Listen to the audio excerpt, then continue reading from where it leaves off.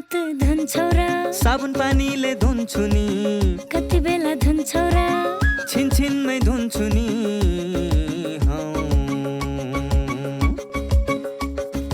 घरमा पस्दा अफिस पस्दा सधैँ धुन्छु हात कोरोनालाई यसै गरी भगाइदिन्छु म त घरमा पस्दा अफिस पस्दा सधैँ धुन्छु हात कोरोनालाई यसै गरी भगाइदिन्छु म त भान्सा छिर्नु अगाडि खाना खानु अगाडि जहाँ त्यही छोएपछि हातले छोपी खोकेपछि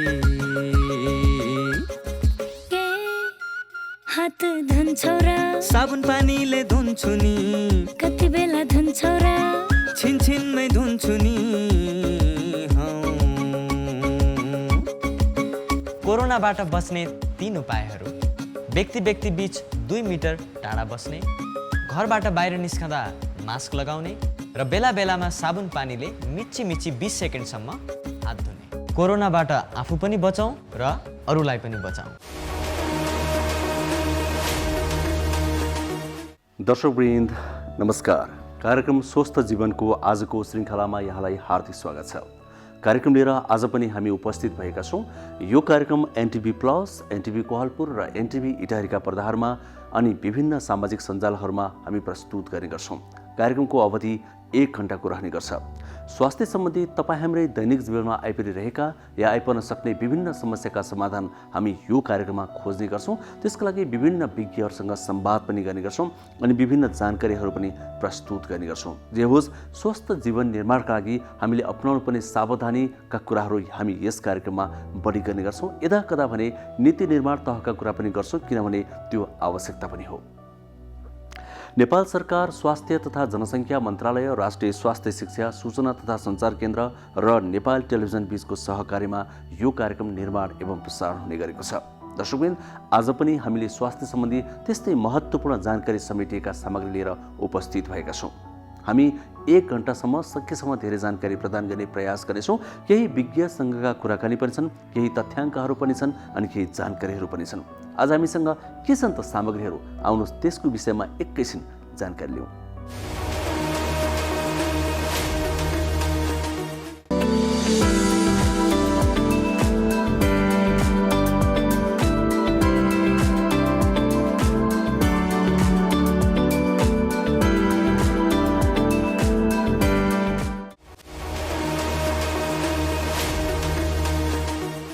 एकैछिन प्रसङ्ग कोरोना भाइरसको विरुद्धमा लगाइने खोपको।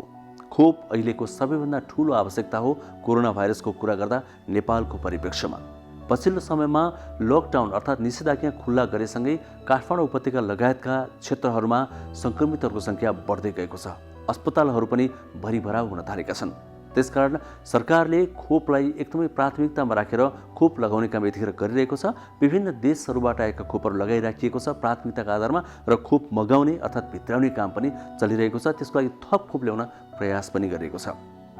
7वटा प्रदेशका स्वास्थ्य निर्देशनालयहरूलाई अनि 77वटै जिल्लाका जिल्ला स्वास्थ्य कार्यालयहरूलाई सरकारले अर्थात् स्वास्थ्य तथा जनसङ्ख्या मन्त्रालयले निर्देशन पनि दिइसकेको छ कि व्यवस्थित रूपमा खोप लगाउनुहोस् भनेर, ताकि कोही पनि नछुटुन् जो जोखिममा छन् अर्थात् जो प्राथमिकतामा परेका छन्।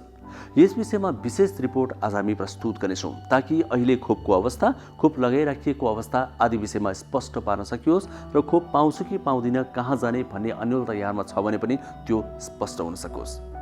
त्यसपछि हामी एउटा स्वास्थ्य संवाद प्रस्तुत गर्नेछौँ।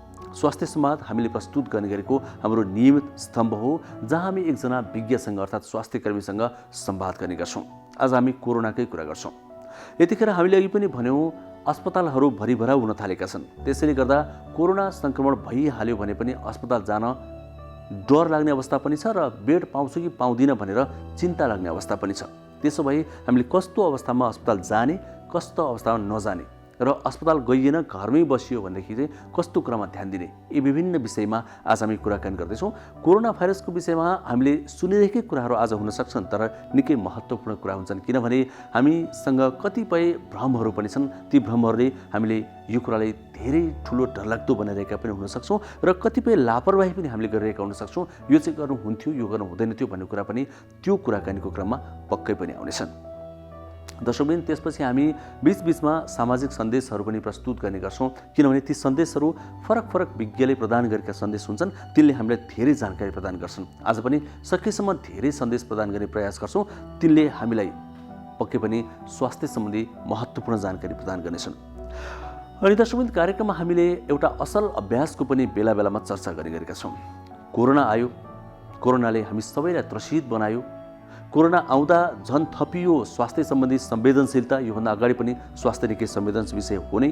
त व्यक्तिगत स्तरबाटदेखि सरकारी स्तरबाट अनि समुदाय स्तरबाट र स्थानीय तहबाट कोरोना नियन्त्रणमा र स्वास्थ्यको विषयमा के कस्ता अभ्यासहरू भएका छन् भनेर हामीले राम्रा अभ्यासहरू यहाँ प्रस्तुत पनि गरेका छौँ, ताकि ती अभ्यासहरू सुनेर अरूलाई पनि प्रेरणा मिल्न सकोस् अनि स्वयं काम गरिरहेका मान्छेहरूलाई पनि एउटा उत्प्रेरणा र हौसला मिल्न सकोस्। हजुर, त्यसै क्रममा आज हामीले एउटा नगरपालिकाले गरेको स्वास्थ्य सम्बन्धी प्रयासको अनि कोरोना नियन्त्रण रोकथाममा गरेको प्रयासको बारेमा चर्चा गर्नेछौँ। त्यो सेगमेन्ट आज हामीले प्रस्तुत गर्ने निधो गरेका छौँ। यसरी यो 1 घण्टाको समयमा हामी सकेसम्म धेरै जानकारीमूलक सामग्री प्रस्तुत गर्ने प्रयासमा छौँ। सुरुवातमा भने कोरोना विरुद्ध लगाइने खोपको विषयमा हामीले तयार पारेको निकै नै जानकारीमूलक यो विशेष रिपोर्ट एकैछिन हेरौँ।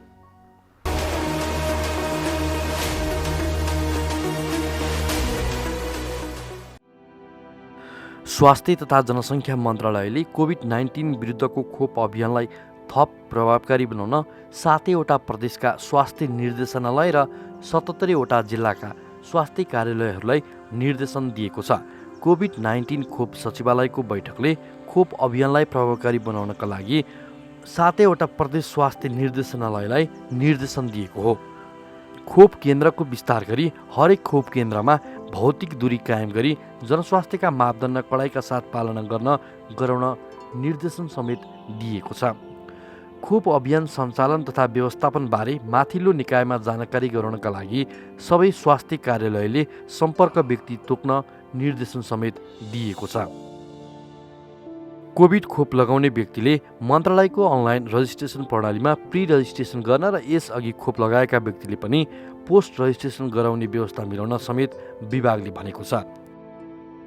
कोभिड-19 खोप अभियान सञ्चालन हुने मिति, स्थान, लक्षित समूह एवं खोपको प्रयोगबारे सर्वसाधारणलाई जानकारी हुने गरी विभिन्न सञ्चार माध्यमबाट व्यापक प्रचार गर्ने विभागले निर्देशन दिएको छ। यसैबीच काठमाडौँ उपत्यकामा कोरोना भाइरसको सङ्क्रमण बढेसँगै अस्पतालमा भर्ना हुने बिरामीहरू वात्तै बढेका छन्। कोभिड-19 युनिफाइड केन्द्रीय अस्पताल वीर, शुक्रराज ट्रपिकल तथा सरुवा रोग अस्पताल, सशस्त्र प्रहरी बल अस्पताल, पाटन अस्पताल, शिक्षण अस्पताल लगायतका संस्थाहरूमा बिरामी भर्ना हुने सङ्ख्या दिनानुदिन बढ्दै गइरहेको छ। दैनिक सङ्क्रमित बढेपछि कोभिड-19 उपचारका लागि छुट्याइएका सघन उपचार कक्ष ICU, high dependency unit SDU, ventilator र साधारण शय्या भरिएका छन्। अहिले सङ्क्रमणको दोस्रो लहर चलिरहेको छ। दोस्रो लहर गत चैतबाट सुरु भएको हो। दोस्रो लहरमा सङ्क्रमितलाई ज्वरो आउने, निमोनिया हुने, श्वास प्रश्वासमा समस्या आउने जस्ता समस्या देखिएका छन्। सङ्क्रमणको दोस्रो लहर गत वैशाख अन्तिम सातासम्म उच्च बिन्दुमा पुगेको थियो। स्वास्थ्य तथा जनसङ्ख्या मन्त्रालयले जनस्वास्थ्यका मापदण्ड पालना नगरे सङ्क्रमणको तेस्रो लहर आउने चेतावनी दिइसकेको छ।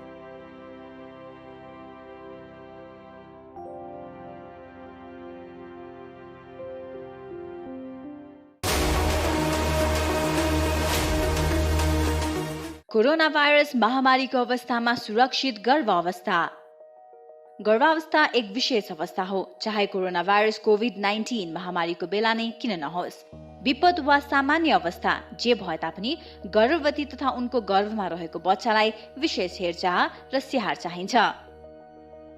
गर्भवतीमा पनि कोरोना भाइरसको संक्रमण हुन सक्छ।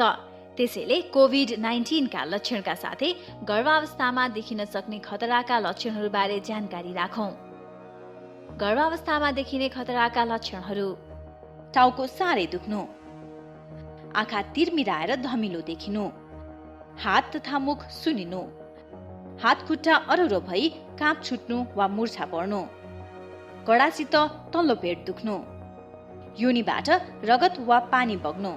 यी मध्ये कुनै पनि खतराका लक्षणहरू देखा पर्ने बित्तिकै तुरुन्तै नजिकैको स्वास्थ्य संस्थामा जाँच्न लैजानु पर्दछ। नियमित गर्भवती जाँच तथा खतराका लक्षणको समयमै पहिचान गरी गर्भावस्थालाई सुरक्षित बनाऊ। कोभिड-19 सम्बन्धी कुनै पनि जिज्ञासा वा परामर्श चाहिएमा पैसा नलाग्ने कल सेन्टर 1115 वा 1133 मा सम्पर्क गरौँ।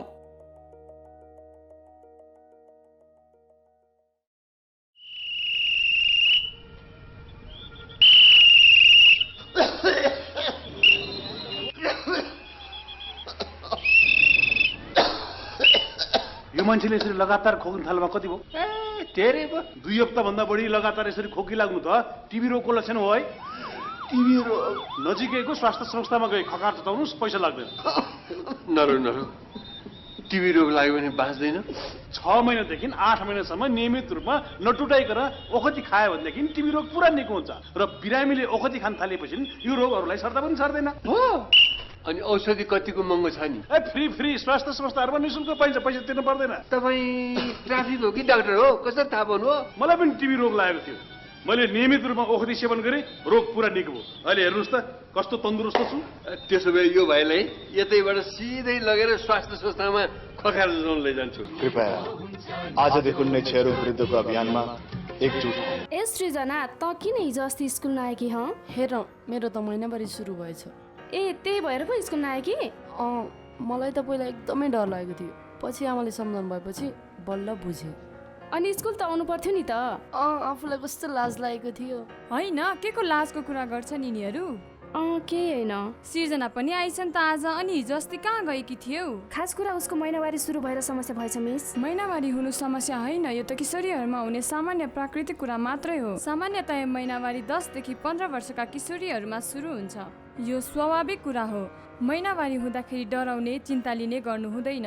महिनावारी हुँदाखेरि अरू बेला जस्तै स्कुल आउनुपर्छ, तर व्यक्तिगत सरसफाइ भने बढी नै गर्नुपर्छ। महिनावारी भएको समयमा दिनौ नुहाउने, सफा कपडा लगाउने, सफा ठाउँमा सफा बिछौनामा सुत्ने, सफा प्याड लगाउने गर्नुपर्छ। महिनावारी हुँदा घर परिवार सँगै राखेर किशोरीहरूलाई पोसिलो खानेकुरा खुवाउनुपर्छ।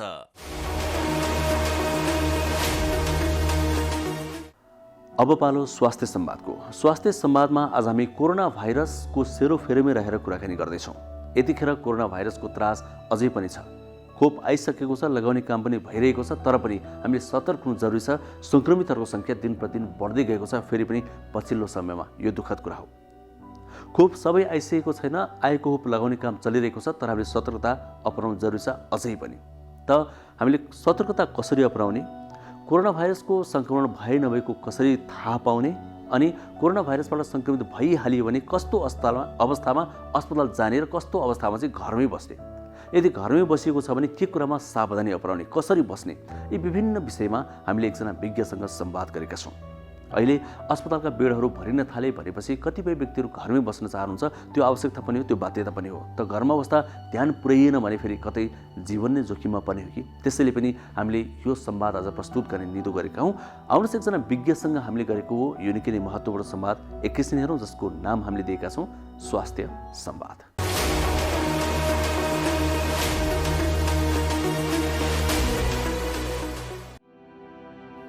पछिल्लो समय निषेधाज्ञा खुकुलो हुँदै गएपछि विभिन्न समस्या लिएर बिरामीहरू अस्पताल आउने क्रम बढिरहेको छ।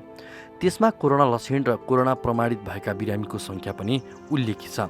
सङ्क्रमितको सङ्ख्या पछिल्लो समय बढ्दै जानुको पछाडि निषेधाज्ञा हट्दै जाने र आम नागरिकहरूले अत्यावश्यक मापदण्ड नअपनाउनु नै प्रमुख कारण हो। कोरोनाको दोस्रो लहरपछि पोस्ट कोभिडका लक्षण लिएर अस्पताल आउनेहरूको सङ्ख्या बढ्दै गएको छ। सङ्क्रमित भएपछि अस्पताल होइन, घरमै बस्नेहरूको सङ्ख्या अत्याधिक छ। विज्ञहरूले गम्भीर लक्षण नभए घरमै आइसोलेसनमा बस्न सुझाव दिए पनि कतिपय गम्भीर लक्षणसहितका सङ्क्रमित पनि घरमै बसेका छन्। लक्षणविहीन सामान्य ज्वरो तथा रुवाखोकी देखिएका सङ्क्रमित होम आइसोलेसनमा बस्न पनि सक्छन्, तर गम्भीर लक्षण देखिएका पनि केही दिनमा ठिक भइहाल्छ भन्ने ठानेर होम आइसोलेसनमा बस्नेहरू धेरै छन्। चिकित्सकहरूले लक्षण देखिएका सङ्क्रमितलाई होम आइसोलेसन नबस्न सुझाव दिएका छन्। चिकित्सकका अनुसार खोकी र ज्वरो आएको छ, सास फेर्न पनि गाह्रो भएको छ भने तुरन्त अस्पताल जानुपर्छ। कस्ता सङ्क्रमित अस्पताल जाने, होम आइसोलेसनमा बस्दा ध्यान दिनुपर्ने कुराहरू साथै कोभिड आइसियु व्यवस्थापन लगायतका विषयमा हामीले फिजिसियन डाक्टर रूपनारायण शाहसँग संवाद गरेका छौँ। अहिले चाहिँ यो महामारीको बेलामा पहिलो लहर, दोस्रो लहर र तेस्रो लहर, यो कुन चाहिँ खराब कुन चाहिँ धेरै नराम्रो त्यसरी भन्न चाहिँ मिल्दैन। अब जुन पनि कोभिडको भाइरस छ त्यो सबै उस्तै नै छ। अब हामीलाई कतिको कुन लेभलमा ड्यामेज गर्छ र हाम्रो कोमर्बिडिटिज या पुरानो रोगहरू कस्तो छ, हाम्रो एज कस्तो छ, हामीले आफूलाई कतिले स्याहारेको छ त्यो अनुसारले फरक पर्ने हो। अब अहिलेको जुन तेस्रो लहरको जुन समय छ यसमा चाहिँ डेल्टा र डेल्टा प्लस जुन भेरिएन्ट आएको छ यो चाहिँ अब प्राय पहिला जस्तै नै अब यो चाहिँ अब कोमर्बिडिटिज पुरानो रोगहरू बढी भएको क्रोनिकको पेसेन्टहरू जति हुनुहुन्छ त्यो सँगसँगै अब एजको पिपललाई अलिकति उमेर बढी भएको ज्येष्ठ नागरिकहरूलाई त्यो सँगसँगै अब अलिकति आफ्नो स्वास्थ्यलाई टाइममा अलिकति प्रिकसन नलिने हेल्थ चेक गर्ने त्यस्तोलाई चाहिँ अलिकति बढी गाह्रो चाहिँ गराइराखेको हामीले महसुस गरेका छौँ। जस्तो कोरोनाको तेस्रो भेरिएन्ट पनि नेपालमा देखा परिसक्यो भनिएको छ होइन, यो चाहिँ कस्तो खालको भेरिएन्ट हो, यसका असरहरू चाहिँ के कस्ता रहेका छन् त? यस्तो छ अहिलेको प्र्याक्टिसमा या जुन किसिमको अहिले न्युजहरू अपडेट भइरहेछ पेसेन्टहरू इन्फेक्टेड भएर आइराखेको छ त्यो हेर्दाखेरि ग्रेजुअली इन्क्रिजिङ त छ। डे बाई डे जुन अहिले नेपालमा हाम्रो अहिले कोरोनाको टेस्ट PCR टेस्ट भइराखेको र पोजिटिभको जुन नम्बर आइराखेको छ त्यो हेर्दाखेरि अलमोस्ट झन्डै डे बाई डे इन्क्रिजिङ नै छ, बढिराखेकै छ। तर अब कतिको खतरनाक जुन सोध्न खोज्नु कतिको यसले चाहिँ ड्यामेज गर्छ जुन सोध्नु पनि त्यो चाहिँ अहिले तुरन्तै अनुमान गर्न चाहिँ सकिएको छैन। हुन त अब मान्छे अवेर पनि धेरै भइसकेका छ, पहिलाभन्दा एजुकेट भइसकेका छ। जुन हाम्रो इन्फेक्सन प्रिकसन कसरी गर्ने र अब त्यसमा अब ट्रिटमेन्टको प्रोटोकलहरू के कस्तो छ र या के ट्रिटमेन्टहरू गर्नु पर्दो रहेछ। इभन अब गभर्मेन्टले पनि धेरै किसिमका अवेरनेस क्याम्पिङहरू चलाइसकेका छ। धेरै हस्पिटलहरूले पनि आफ्नो स्ट्यान्ड बाई पोजिसनमा बसेर सेवा दिइराखेको छ। त्यसले गर्दाखेरि ओभरअल बुझ्ने हो भने इभन केही मान्छेहरूले पनि भ्याक्सिन पनि लगाइराखेको अवस्था छ। त्यसले गर्दाखेरि अहिले हेर्ने हो भने सावधानी अपनाउनु चाहिँ पर्छ, तर डराइहाल्नु चाहिँ पर्ने हुँदैन। अब बाँकी कुराहरू अरू जुन नियम छ स्वास्थ्यको मापदण्डहरू छ त्यो कुराहरू हामीले फलोै गर्दै गयौँ भने पहिला सेकेन्ड भेरिएन्ट जतिको चाहिँ घातक र ड्यामेज चाहिँ गर्ला जस्तो लागेन मलाई। तेस्रो भेरिएन्टले चाहिँ जस्तो बालबालिकाहरूलाई चाहिँ जुन खोप पनि लगाइएको छैन अनि बालबालिकाहरू चाहिँ धेरै नै यसबाट प्रभावित हुन्छन् पनि भनिएको छ। ती बालबालिकाहरूलाई चाहिँ कसरी बचाउने त यो तेस्रो भेरिएन्टबाट?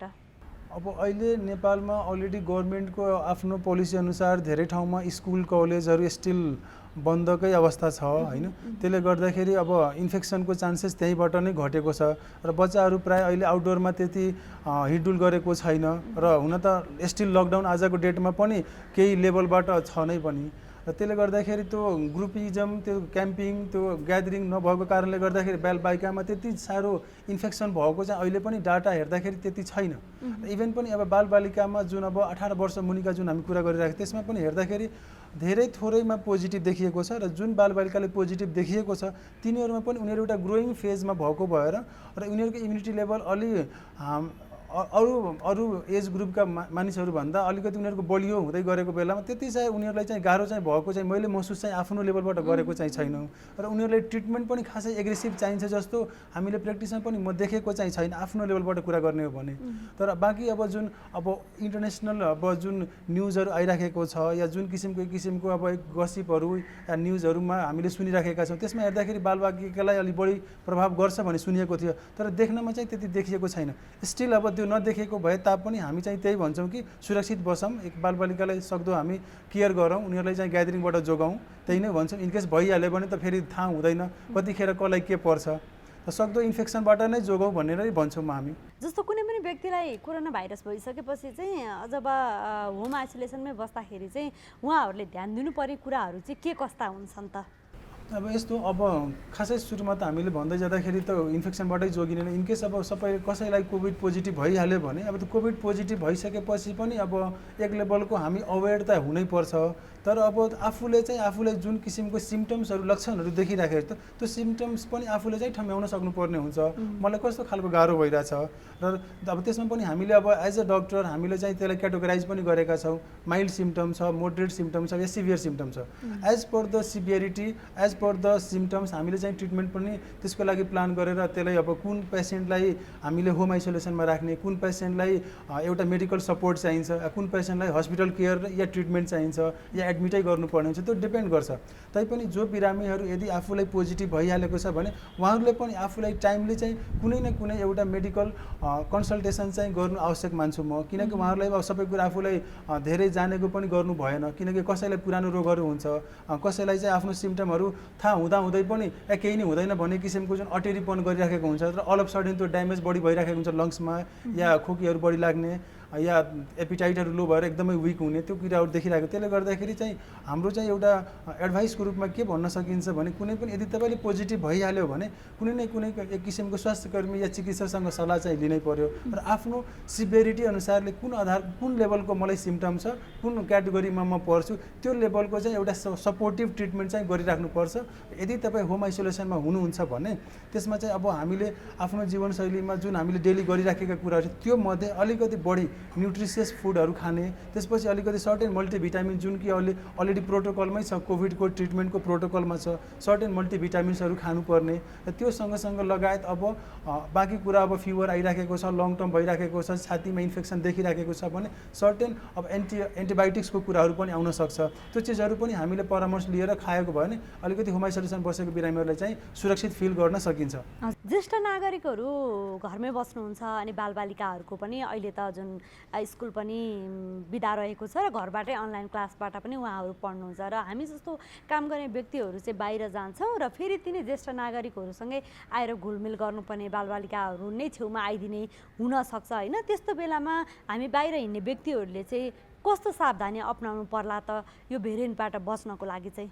यदि हामी आउटडोरमा एक्टिभिटिजहरूमा इन्भल्भ भइराखेका छौँ, हामी बाहिर काम गर्न गरिराखेको छौँ भने अब त्यसमा पनि डिपेन्ड गर्छ अब हामी इन्फेक्टेड हो कि होइन। यदि हामी इन्फेक्टेड भएको फिल गरिराखेको छौँ भने पहिलो कुरा त हामीले आफूलाई पिसिआर टेस्ट गर्ने कुरा त गर्नै पर्यो।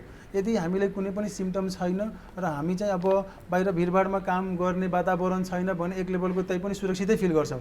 यदि हाम्रो वर्क प्लेस, हाम्रो वर्क अफ क्याटेगोरी त्यस्तो छ कि भिडभाडमा जानुपर्ने र त्यहाँनिर पनि अब ग्यादरिङ बढी भइराखेको छ, हामी इन्फेक्टेड हुने चान्सेस बढी छ, त्यस्तो अवस्थामा चाहिँ अब सक्दो चाहिँ अब घरमा गइराखेका छौँ भने पहिलो कुरा त हामीले जुन अब त्यो हाम्रो जुन कपडा लगाइराखेका छौँ, हामीले मास्क प्रयोग गरिराखेका छौँ, त्यो सबै चिज डिस्पोज गर्नु पर्यो, त्यसलाई सफा तरिकाले गर्नु पर्यो र आफूलाई चाहिँ अलिकति एलर्ट तरिकाले राख्नै पर्ने हुन्छ। अब ज्येष्ठ नागरिक जो हुनुहुन्छ उहाँहरूले अब सेपरेट रुममा बसिराखेको छ भने अलिकति क्लोज कन्ट्याक्ट नभइदिने या खानेकुराको अब जसरी भनौँ अब सँगै बस्दाखेरि कफी खाने, चिया खाने, खाजा खाने, खाना खाने जुन यो हाम्रो टाइमिङ छ त्यसले अलिकति अलग तरिकाले फरक ढङ्गले अलिक गरिदिन पायो भने एक किसिमको केही लेभलसम्म हामीले डिस्टेन्स मेन्टेन गरेको त्यहाँ देखिन्छ।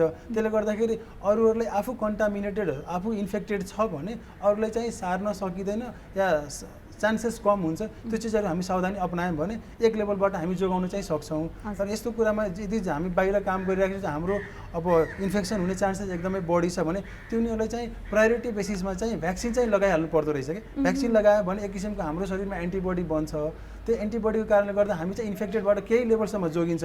अब कम्प्लिटली त होइन तर केही लेभलसम्म जोगिन चाहिँ जोगिन्छ। त्यो चिजहरू चाहिँ अब फलो गर्न सक्यौँ भने अरूहरूलाई इन्फेक्सनबाट सार्नको लागि बच्चाहरूलाई ज्येष्ठ नागरिकलाई केही लेभल हदसम्म हामी रोकथाम चाहिँ गर्न सक्छौँ। भनेको एउटा भौतिक दूरी कायम नै गर्नु पर्यो होइन, डिस्टेन्स मेन्टेनकै कुरा आउँछ भौतिक दूरी मुख्य बच्नको लागि त। अब खोप पछिल्लो समय लगाउनु पर्छ भनेर जुन नेपाली नागरिकहरूमा एउटा जागरुकता पनि आएको छ होइन। खोप लगाइसकेपछि चाहिँ हामी कोरोना भाइरसबाट जुन हामीलाई कोरोना भाइरस भए पनि अझ जटिल समस्याहरू निम्तिँदैन भन्ने एउटा सबैमा परिसक्यो होइन। अब कतिपयलाई चाहिँ यसले अलिकति इफेक्ट पनि पारेको छ खोपले भनिन्छ कि। अब केही दिन ज्वरो आउने, पछि केही समस्या आउन पनि सक्छ है भन्ने एक खालको रहेको पनि छ कि हो। अब यो कुरालाई लिएर चाहिँ के भन्नुहुन्छ त यहाँले? अब यस्तो नेपालमा अहिले आइसकेका जति पनि भ्याक्सिनहरू छ त्यसमा चाहिँ अब फर्स्टमा जुन कोभिसिल्ड आयो, त्यसपछि भेरोसिल्ड आयो, अहिले जोन्सन्सको आयो। त्यसमा चाहिँ फरक फरक किसिमको डोज पनि छ र फरक फरक किसिमको एक किसिमको जुन आफ्टर भ्याक्सिनको जुन सिम्टम्सहरू देखेको छ फरक फरक छ। सुरुको फेजमा जब हाम्रो कोभिसिल्ड आएको थियो त्यो बेलामा धेरै कम मान्छेमा अलि ज्वरो आउने, अलिअलि शरीर गलेको, टायर्डनेस फिल हुने, एक दिन दुई दिनसम्म अलमोस्ट मोर देन 48 आवर्ससम्म खासै थिएन धेरै मान्छेमा। केही मान्छेसम्ममा 3 दिन 4 दिनसम्म अलिकति विक फिल हुने, लेथार्जिक फिल हुने, अलिकति चाहिँ त्यो जागरुकता, अलिकति शरीरमा कमजोरी फिल हुने त्यस्तो चाहिँ भएको थियो। अब अहिले त्यसपछिको जुन सेकेन्ड हाम्रोमा जुन भ्यारोसिल आयो, चाइनिज भ्याक्सिन हामी भनिरहेछौँ भ्यारोसिल, त्यो भ्यारोसिलको चाहिँ त्यति खासै मान्छेकोमा सिम्टम्स देखिएन। एकदमै कम मान्छेमा हामीले सुनेका या हामीले देखेका या हामीसँग फलोअप आएका बिरामीहरूले त्यसरी फोन गरेर बुझ्ने सुन्ने भन्छन् तिनीमा कमै छ। तर अहिले जुन नयाँ जुन हाम्रो यो जोनसन्सको आयो त्यसमा चाहिँ मोस्ट अफ द सिटिजनलाई, मोस्ट अफ द नागरिकलाई चाहिँ हामी त त्यहाँनिर चाहिँ आफ्टर भ्याक्सिन चाहिँ सिम्टम्स देखेका छ। त्यसमा चाहिँ मोस्टली सबैजनालाई त्यही फिभरकै कुराहरू आएको छ, एकदमै जिउ गलेको, एकदमै टाउको दुखेको, ज्वरो आएको, हाई ग्रेड फिभरसम्म आउने, 1 दिन 2 दिनसम्म एकदमै प्यानिकै गराएको। तर त्यो पनि 48 आवर्सभन्दा बढी चाहिँ छैन जस्तो मैले फिल गरेको छु, देखेको छु पनि सिम्टमहरू। त्यसले गर्दाखेरि यो चाहिँ अब भ्याक्सिनको जुन अहिले अवेरनेस क्याम्पिङ गभर्मेन्ट चलाइराख्नु भएको छ, या सबै मान्छेमा जुन एउटा जागरुकता आएको छ हामीले भ्याक्सिन लिनुपर्छ, भ्याक्सिन लिइसकेपछि हाम्रो एक लेभलको चाहिँ जोखिम कम हुन्छ। हाम्रो चाहिँ अब जुन इन्फेक्सनबाट जोगिनु त एउटा अर्को पार्ट भयो, अर्को कुरा यदि भइहाल्यो भने पनि हामीले चाहिँ ट्रिटमेन्टको लागि चाहिँ त्यति धेरै एग्रेसिभ ट्रिटमेन्ट नचाहिएला, हामीलाई त्यति धेरै सिम्टम्स नदेखिएला भन्ने जुन छ त्यो चाहिँ ट्रु कुरा हो। त्यसले गर्दा हामी चाहिँ त्यही नै भन्छौँ कि सक्दो गभर्मेन्टले छिटोभन्दा छिटो भ्याक्सिन ल्याउनु पर्यो र हरेक नागरिकलाई चाहिँ भ्याक्सिन अभाइलेबल गराइदिनु पर्यो। एक लेभलको हामीले आत्मबल पनि बढ्छ र अर्को कुरा अब मेडिकली क्लिनिकली एन्टिबडी पनि बन्छ। त्यसले गर्दा रोगसँग लड्ने, सिम्टमसँग लड्ने डेफिनेटली क्षमता बढ्छ नै म्याम। त्यसले गर्दा त्यही नै भनिन्छ कि अब भ्याक्सिनको जति पनि त्यो पोस्ट जुन हाम्रो सिम्टम देखिरहेको त्यसलाई नडराउँ, हामी सबैजना भ्याक्सिन लिउँ र आफ्नो आफ्नो वरिपरिको आफ्नो स्वास्थ्यकर्मी चिकित्सक सल्लाह लिँदै अगाडि बढौँ। तेस्रो भेरिएन्ट चाहिँ डेल्टा भनिएको छ, चौथो भेरिएन्ट चाहिँ डेल्टा प्लस पनि भनिएको छ। त्यो दुइटै नेपालमा भित्रिसकेको अवस्था पनि जुन रहेको छ, यसका लक्षणहरू चाहिँ कस्ता कस्ता हुन्छन् डाक्टर साहब? अब एज अ मेडिकल साइडबाट हेर्नु हो भने हामीले प्र्याक्टिस गरेका जुन पनि बिरामी हामीले भेटेका छौँ अहिले यो तेस्रो लहरको बेलामा, त्यसमा चाहिँ अब त्यसमा पनि क्याटेगोराइजेसन छ। जो भ्याक्सिन लगाइसकेको छ तिनीहरूमा खासै त्यस्तो एग्रेसिभ सिम्टम चाहिँ देखेको छैन, तर जो चाहिँ भ्याक्सिन लगाएको छैन उहाँहरूमा चाहिँ यो जुन अहिले जुन तेस्रो लहरको जुन अहिले डेल्टा प्लस या डेल्टा भ्यारिएन्ट जुन हाम्रो इन्फेक्टेड भइराखेको त्यसमा चाहिँ अहिले चाहिँ बढी चाहिँ फिभर नै आइराखेको छ, जुन कि हाई ग्रेड फिभर जुन पहिला पनि त्यही नै थियो। हाई ग्रेड फिभर आउने, त्यसपछि एपिटाइट लो हुने, हेडेक हुने, अलिकति विकनेस फिल हुने, र यसमा चाहिँ एउटा अर्को कुरा नोटिस के भएछ, लङ टर्मसम्म कफ रहिरहने, खोकी चाहिँ लामो समयसम्म रहिरहँदो रहेछ यसमा। अहिले अब धेरैजना मान्छेहरूलाई चाहिँ खोकी यति धेरै कडा लाग्दो रहेछ कि मान्छेले त सास फेर्न चाहिँ दम फुल्ने, सास फेर्न गाह्रो हुने त्यस्तोसम्म गराइदिरहेछ। सेकेन्ड भेरिएन्टमा कस्तो थियो भने अक्सिजन लेभल स्वाटै घट्ने, अक्सिजन जतिखेर जसलाई पनि चाहिन सक्ने थियो। तर थर्ड भेरिएन्टमा त्यस्तो चाहिँ देखेको छैन, अक्सिजनको निड चाहिँ छैन, तर खोकी चाहिँ लामो समय र फिभर पनि पहिला जस्तै हाई ग्रेड फिभर आउने र बाँकी एपिटाइट, भोक अलिक कम लाग्ने, विकनेस हुने, यही कुराहरू नै प्रायः देखिरहेका हामीले फिल गरेका छौँ। भनेको यो डेल्टा प्लसको हकमा नि यही हो? त्यही नै हो म्याम। लगभग अहिले चाहिँ जुन चाहिँ हामीले देखिराखेको प्र्याक्टिसमा छ लगभग मैले फिल गरेको यही कुराहरू नै हो म्याम।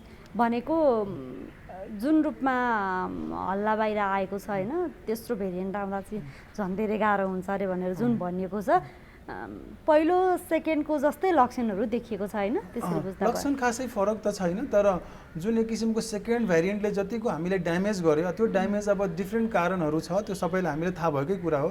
तर थर्ड भेरिएन्टमा त्यति ड्यामेज नहोला, हामी आफ्नो मनोबल पनि बढाएका छौँ, त्यो सँगसँगै हाम्रो जनचेतना पनि बढेको छ र ट्रिटमेन्टको लागि हामी तयार पनि छौँ र सबै हस्पिटल डक्टर पनि तयार भएको कारणले गर्दाखेरि हामी यसलाई सजिलो तरिकाले लड्न सक्छौँ। र बाँकी कुरा अब गभर्मेन्टले भ्याक्सिनको छिटो ल्याइदियो भने यो कुराबाट हामी अब सधैँको लागि टाढा हुन सक्छौँ, यो कुराबाट अब नेपालबाट हट्न सक्थ्यो भन्ने हाम्रो चाहिँ विश्वास छ। पहिलो र दोस्रोमा अथवा पहिलोमा अनि दोस्रोमा पनि कोरोना भाइरस भइसकेका व्यक्तिहरूलाई चाहिँ तेस्रो भेरिएन्टबाट डराउनु पर्ने अवस्था चाहिँ हुन्छ कि हुँदैन? जस्तो एकपल्ट कोरोना भाइरस भइसके पछाडि एन्टिबडी बन्छ भनेर भनिएको हुन्छ कि धेरै जोखिम हुँदैन भनिएको हुन्छ, के कस्तो सावधानी अपनाउने पहिला कोरोना भाइरस भइसकेको व्यक्तिहरूले? अब यसलाई कसरी बुझ्नुपर्छ म्याम, जसरी अब जुन कि पहिलोचोटि कोभिड भइसक्यो उसलाई एक लेभलबाट आफ्नो शरीरबाट उसले अब ट्रिटमेन्ट गराएर या होम आइसोलेसनमा बसेर केही लेभलबाट उसले एन्टिबडी बनाएर नेगेटिभ भयो, फेरि दोस्रो लहरमा पनि त्यसमध्ये पनि कतिजना फेरि पोजिटिभ भएको पनि थियो। त्यस्तो बिरामीहरूलाई चाहिँ सेकेन्डचोटिमा अलिकति बढी गाह्रो भएको थियो, उनीहरूलाई पनि अलिकति हामीले हेर्दाखेरि अलिकति बढी गाह्रो भएको थियो। त्यो बिरामी फेरि थर्ड लहरमा पनि तेस्रो भेरिएन्टले फेरि उनीहरूलाई इन्फेक्ट गर्दैन भन्ने चाहिँ होइन, जसलाई पनि गर्न सक्छ। त्यो डिपेन्ड गर्छ कि तपाईँसँग जो मान्छे इन्फेक्टेड भएछ उसले कतिको स्ट्रङली पोजिटिभ छ त्यसमा पनि फरक पर्छ जुन कि हामी सिटी भ्यालीबाट अलिकति केही लेभलसम्म हामीले त्यो विचार गरिराखेका हुन्छौँ त्यसमा पनि फरक पर्दो रहेछ तर अब यसले चाहिँ जुन पहिला इन्फेक्टेड थियो दोस्रो इन्फेक्टेड फेरि भयो अब तेस्रो पनि इन्फेक्टेड भयो त्यसले कतिको जोखिम भन्छ जोखिम उस्तै हो यसले चाहिँ तर अझ हामी के बुझ्नुपर्छ भने जो रिपिटेडली इन्फेक्टेड भइरहेछ उसलाई यदि एग्रेसिभली अट्याक भएको छ एग्रेसिभली भाइरसले चाहिँ मल्टिप्लिकेसन गरेको छ उसले अझ बढी गाह्रो गराउन सक्छ जो चाहिँ हाम्रो अनुमान चाहिँ हो अनुमान चाहिँ त्यस्तो छ त्यसले गर्दा त्यस्तो मान्छेले झन् बढी चाहिँ जोगिनुपर्छ यो होइन कि मैले पहिला भइसक्यो अब त मलाई हुँदैन त्यस्तो चाहिँ सोच्नु चाहिँ मेरो बुझाइमा चाहिँ गलत हो त्यसरी सोच्नु हुँदैन हामीले सबैले उही लेभलको सावधानी अपनाउनु पर्ने हुन्छ अब जस्तो एकपल्ट कोरोना भइसकेपछि त जुन एन्टिबडी पनि बन्छ झन् स्ट्रङ हुन्छ भनेर पनि भनिन्छ यो साँच्चै त्यही नै हो एकपल्ट कोरोना भइसकेपछि एन्टिबडी बनिसकेपछि अझ स्ट्रङ हुन्छ अझ कोरोना भाइरसले चाँडो अट्याक गर्दैन भनेर पनि भनिन्छ कि यो चाहिँ के हो भाइरसले चाहिँ आफ्नो भेरिएन्ट चेन्ज गरेर आउँदैछ त हजुर हजुर जुन एउटा हाम्रो जुन एक किसिमको हामी इन्फेक्सन भयौँ त्यसपछि हाम्रो शरीरमा जुन एन्टिबडी बन्यो अब भाइरसले त आफ्नो चेन्ज गर्यो नि त भेरिएन्ट त्यसले गर्दाखेरि फेरि नयाँ भाइरस आयो त त्यो लेभलको एन्टिबडी त छैन त्यसले गर्दाखेरि हामीले चाहिँ त्यो किसिमको हामी बढी स्ट्रङ फिल गर्छौँ भने त्यो सोच्नु चाहिँ हाम्रो मेरो बुझाइमा चाहिँ त्यो होइन त्यो चाहिँ ठिक कुरा होइन अरू भेरिएन्ट आइराखेको गर्दाखेरि हामी इन्फेक्टेड चाहिँ हुँदै गर्छौँ हाम्रो शरीरमा एन्टिबडी छ त्यो कुरामा मान्छु तर पनि स्टिल इन्फेक्टेड चाहिँ हुँदैन भने चाहिँ हुने हो तर एक लेभलको चाहिँ के हुन्छ भने एन्टिबडीले सम डिफ्रेन्स मेकानिजम चाहिँ गर्छ जुन पहिला जुन लेभलको हामीले शरीरमा ड्यामेज गर्थ्यो जुन लेभलको बिगार्थ्यो त्यो लेभलको चाहिँ बिगार्न चाहिँ सक्दैन त्यो चाहिँ हो तर हामी यसरी चाहिँ बुझ्न सकिन्छ त्यो एक किसिमको रोगसँग लड्ने क्षमता चाहिँ हाम्रो बलियो त हुन्छ तर रोग चाहिँ लाग्दैन भने चाहिँ होइन रोग लाग्न सक्छ फेरि पनि हामी इन्फेक्सन हुन सक्छौँ अब कतिपयलाई चाहिँ यो सेकेन्ड भेरिएन्ट पछाडि चाहिँ पोस्ट कोभिडको समस्या पनि देखियो कि अब जनरल फिजिसियन पनि यहाँ हुनुहुन्छ होइन अब यो पोस्ट कोभिड भइसकेका व्यक्तिहरूले चाहिँ अब कसरी बस्ने त उनीहरूको अहिले कस्तो खालको जीवनशैली अपनाउने अर्थात् कस्तो खालको समस्या भयो भने चाहिँ चिकित्सकको सल्लाह लिइहाल्नुपर्छ अथवा हस्पिटलै जानुपर्छ के छ यस्तो छ अब जुन हामीले कोभिड पोजिटिभ भइसकेका बिरामीहरू जब उनीहरूले चाहिँ नेगेटिभ भइसकेर यदि घरमा बसिराख्नु भएको छ होइन या जो चाहिँ अब पोस्ट कोभिडको फेरि सिम्टम्सहरू देख्नु भनेको अब हामीले प्राय विचार देखेका कुराहरू अब कसैलाई त्यही के अरे कफकै सिम्टम्सहरू बढी लङ टर्मसम्म गइराख्ने हुन्छ या शरीर अलिकति विकनेस भइरहेको हुन्छ या उनीहरूले अब लङ्स अलिकति विक फिल गरेको महसुस गरिराखेको हुन्छ भर्याङ चढ्ने बेलामा हिँड्ने दौडिने बेलामा कामको बेलामा अलिकति विकनेस फिल त्यो चिजहरूलाई अब डेफिनेटली हामीले डे बाई डे अलिकति टाइम त लाग्छ अब हरेक मान्छेको आफ्नो शरीरको recovery capacity immunity level different छ त्यसले गर्दाखेरि हरेक मान्छेमा हरेक इन्डिभिजुअल त फरक छ अब कसले कति रिकभर फास्ट गर्छ त्यो डिपेन्ड गर्छ इन्डिभिजुअल आफ्नो कुरा हो तर पनि अब कसैले पोस्ट कोभिडको जुन फिचर्स हामीले भनिराखेको थियो सिम्टम्स देखेको त्यही कुराहरू नै हो त्यसबाट जोगिनको लागि आफूलाई टाइम दिनु पर्यो आफ्नो जीवनशैलीको जुन आफ्नो डेलीको जुन क्रियाकलाप छ त्यसमा चाहिँ अब अलिकति रेस्टको कुरा अलिकति बढी प्रायोरिटीमा राख्नु पर्यो न्युट्रिसन डाइटको कुरा अलिकति बढी प्रायोरिटीमा राख्नु पर्यो र आफ्नो जुन काम गर्यो त्यसलाई अलिकति हार्ड वर्क फिजिकल वर्क अलिकति केही समयको लागि कम गर्नु पर्यो किनकि रिकभरी भइसकेपछि फेरि हामी नर्मल लाइफस्टाइलमा जान सक्छौँ तर त्योभन्दा अगाडि अलिकति रेस्ट चाहिँ शरीरलाई बढी दिनु पर्यो र बाँकी अब न्युट्रिसन सप्लिमेन्टको कुरा अलिकति फ्लुइड जुन कि हामी झोल चिजहरू बढी खाने कुराहरू र बाँकी कुराहरू रिकभरीको लागि अब लङ्सको एक्सर्साइजहरू गर्ने कुराहरू नै छ यो कुराहरूले हामीले गर्दै गऱ्यौँ भने बिस्तारै त्यो कुराहरू फेरि हामी नर्मल लाइफस्टाइलमा जान सक्छौँ यो कुराहरू गऱ्यौँ भने डेफिनेटली हामी पोस्ट कोभिडको जुन फिचर्सहरू देखे त्यसबाट चाहिँ हामी सुरक्षित भएर फेरि नर्मल लाइफस्टाइलमा जान सक्छौँ हजुर अब कोभिड भइसकेपछि नेगेटिभ रिपोर्ट आइसकेपछि कति महिना भित्रसम्ममा चाहिँ उसलाई पोस्ट कोभिड भेटिएको केसहरू छ त त्यस्तो एक्ज्याक्टली चाहिँ भन्न त सकिँदैन किन पोस्ट कोभिड भनेपछि के बुझ्नुपर्छ भने हाम्रो कोभिड इन्फेक्सन भइसकेपछि रिपोर्ट नेगेटिभ आए पनि अरू फिचर्सहरू देखि त्यसलाई पोस्ट कोभिड भन्ने हो होइन र अर्को कुरा अब कस्तो भनेपछि एकचोटि कोभिड भइसक्यो त्यसपछि त्यो बिरामी त पोस्ट कोभिडको हो त उसलाई फेरि अर्को इन्फेक्सन भयो त्यसले फेरि हामीले पोस्ट कोभिडबाट रिइन्फेक्सन भएको देखिन्छ यो दुईवटा फरक कुरा हो होइन यो कुरा हामी यसरी बुझ्नु पर्यो अब त्यही भएर अहिले चाहिँ हाम्रो मेडिकल प्र्याक्टिसमा के भनिराखेका छौँ भने अब यदि तपाईँलाई पोजिटिभ भइसक्यो तपाईँ होम आइसोलेसनमा या हस्पिटलको ट्रिटमेन्टबाट लिइराख्नुपर्छ अब 10 to 14 डेजको ड्युरेसन तपाईँले क्रस गरेर सिम्टम्सहरू सबै अब मिनिमाइज भएर अलमोस्ट अब तपाईँको रिकभरी पिरियडमा हुनुहुन्छ भने त्यसपछि हामी टेस्ट गर्न आवश्यक छ छैन खासै आवश्यक छैन भनेर पनि भनिराखेका छौँ तर कसैले पनि अब होइन म मेरो नेगेटिभ आएको आएन त्यो हेर्छु भन्ने जुन मेन्टालिटी छ हाम्रो जुन हाम्रो सोच छ त्यो नेगेटिभ आइसकेपछि पनि कसैलाई केही फिचर्सहरू देखिराखेको छ। त्यसबाट चाहिँ अब जोगिनको लागि त्यही अघि भनेकै कुरा नै हो, हामीले रेस्टलाई नै न्युट्रिसनलाई नै सपोर्ट गरेर भने बिस्तारै त्यो कुराहरूबाट हामी रिकभरी चाहिँ हुन्छौँ। घरमा आधारित स्वास्थ्य सेवा जुन अहिले गभर्मेन्टको आफ्नो एउटा अलरेडी यो एउटा अभियान पनि छ कि हामीले ज्येष्ठ नागरिकलाई घरमा पनि मेडिकल सेवा दिउँ भन्ने जुन अभियान छ त्यसलाई पनि हामीले एड्रेस गरिराखेको छौँ र हाम्रो नेचर अफ वर्क त्यही नै हो, हामी गरी पनि त्यही नै राखेको छौँ। त्यो कुरालाई पनि समूह कहीँनिर जोड्न मिल्छ मलाई, किनकि हामी विगतमा जुन यो फर्स्ट भेरिएन्ट र सेकेन्ड भेरिएन्ट आयो नि त्यो बेलामा चाहिँ हामी धेरै जस्तो अलमोस्ट 500 देखि 600 जति बिरामीलाई हामीले होम आइसोलेसनमा राखेर उपचार पनि गरेका छौँ। त्यो बेलामा जुन कि महामारीको बेला थियो, जुन कि हस्पिटलमा बेड नपाउने अवस्था थियो, अक्सिजन नपाउने अवस्था थियो, त्यो बिरामीलाई अब हस्पिटलमा पनि लाइन बसेर पनि बेड नपाउने बेलामा कसरी गर्ने त? त्यो बेलामा चाहिँ हामी घर घरमा पुगेर एउटा मेडिकल टिम लगेर मेडिकल अफिसर, डाक्टर, नर्स, पारामेडिक र अरू इभन अक्सिजन सिलिन्डर, कन्सन्ट्रेटर या मेडिसिनहरू सबै घरमा झोलामा गाडीमा राखेर लगेका थियौँ। त्यो चिजहरू पनि हामीले त्यसरी पनि उपचार गरेर जे भयो नि देशका नागरिकलाई देशलाई सघाएकै छौँ। उसले पाउनेले त उपचार पायो नि हैन, न हस्पिटलमा पाउनुपर्ने उपचार अब उनीहरूले घरमा पनि पाएका छ। त्यसरी पनि धेरैजनाको ज्यान हामीले पनि जोगाएका छौँ। त्यो सेवा पनि एकदमै महत्त्वपूर्ण, जुन कि मान्छेले पहिला चाहिँ सुन्ने गर्थ्यो, विश्वास गर्थ्यो, र जब मान्छेले टेस्ट गर्यो र इभन पछि त अब सबैजना होम आइसोलेसनको कन्सेप्ट आयो नि, जब बेड नपाएपछि के गर्ने त? हस्पिटल नजानु, बुढाबुढीलाई हस्पिटल नपठाउनु, भिडभाड छ, कोरोना सर्छ, त्यसले गर्दा घरमै सक्दो आफ्नो उपचार गराउनुहोस् या पछि फलोअपमा आउनुहोस् या सकिन्छ भने घरमै डाक्टर बोलाउनुहोस्, यो कन्सेप्ट आयो नि त। यो काम त हामी विगत 5 वर्षदेखि गरिराखेका छौँ। यो चिजहरू पनि कोरोनाको बेलामा एकदमै मान्छेले अवेरनेस भयो। थर्ड भेरिएन्टको त जुन बिरामीहरू पनि देखिरहेका छन् उनीहरूमा त्यो जटिलता चाहिँ सेकेन्डको जस्तो छ अथवा धेरै छ, के छ त्यसमा चाहिँ? अहिले हाम्रो प्र्याक्टिसमा हेर्दाखेरि जटिलता सेकेन्डको जतिको छैन, भनेको फर्स्टको जस्तो छ हैन? फर्स्टको जस्तो छ, अलि फरक पनि छ, अलि फरक पनि छ। के कुरामा चाहिँ फरक छ डाक्टर? फरक भनेको त्यही अहिले चाहिँ फिभर त हाई ग्रेड नै हो, तर कफको कुरामा चाहिँ खोकीको कुरामा अलि लङ टर्मसम्म अहिले खोकी लाग्दो रहेछ। र जुन पहिला कस्तो थियो भने 1 to 3 डेजसम्ममा खासै त्यस्तो सिम्टम देखिँदैन थियो, तर 3 to 5 डेजको एग्रेसिभ सिम्टम देख्थ्यो र 6 to 10 डेजको ड्युरेसनमा चाहिँ all of sudden saturation level down हुन्थ्यो कि त्यो चाहिँ एकदम जस्टिफाएबल थिएन कि हामीले पनि उपचार गर्ने बेलामा त्यो चाहिँ एकदमै हरेक मान्छेमा फरक त हुन्थ्यो नै, तर पनि जसको चाहिँ सिभिरिटी र जसको चाहिँ बढी हुन्थ्यो तिनीहरूमा चाहिँ saturation level all of sudden down हुन्थ्यो कि त्यो भनेको लङ्स धेरै ड्यामेज भइसकेपछि बल्ल सिम्टम देखिन्थ्यो कि त्यस्तो कुराहरू हामीले प्र्याक्टिसमा बुझ्यौँ, हेऱ्यौँ, गऱ्यौँ पनि।